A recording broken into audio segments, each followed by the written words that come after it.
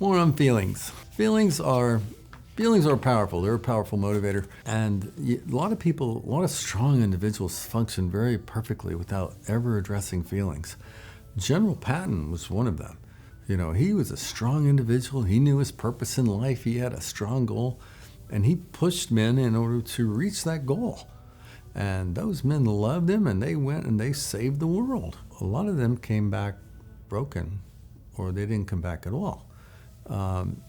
However, if Patton were alive today, he would want you to attack the enemy, the obvious enemy, but he would want you to attack the subversive enemies as well, because a subversive enemy could still find a way to kill you. Subversive enemies are things that trigger thought patterns, they trigger other feelings, they trigger a reaction. If you were in any kind of situation that involved a high stress level, and then you came back and you calmed down from that stress level, and then years later, you're sitting at the kitchen table and you're reliving this situation, and now you're scaring the kids, that's called post-traumatic stress. That's called stuff that needs to be dealt with. That's the kind of stuff that gets hidden down in the feelings that pops up. It's like grief. When you don't want grief to pop up, and grief pops up and comes to visit you until you cry it all out. And that could be years later. There's no time limit on it, unless you actively pursue it. Once a feeling is processed out,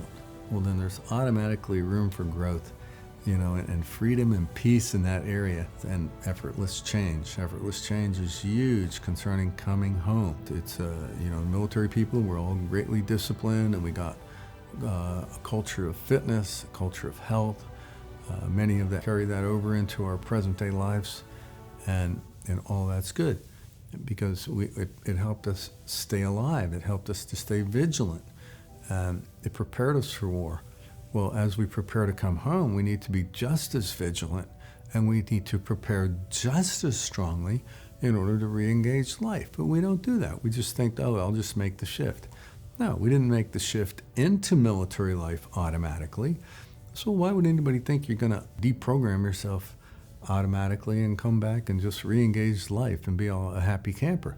It doesn't happen that way. I came back from deployment. I had a few beers before I went on deployment. When I came back, I drank almost every day for 7 years. Why? Pain.